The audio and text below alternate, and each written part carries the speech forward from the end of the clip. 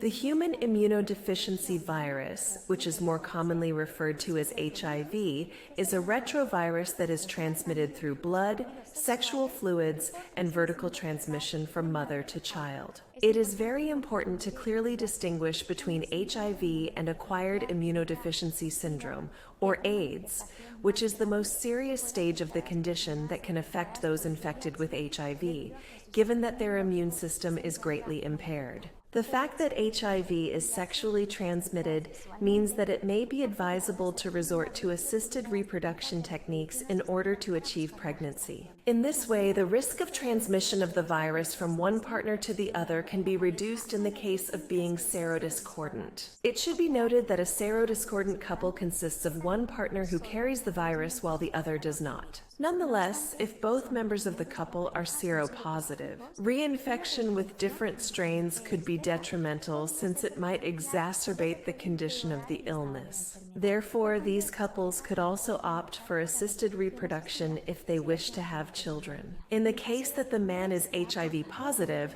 a semen wash will be performed to prevent transmission to the woman during attempts to achieve pregnancy.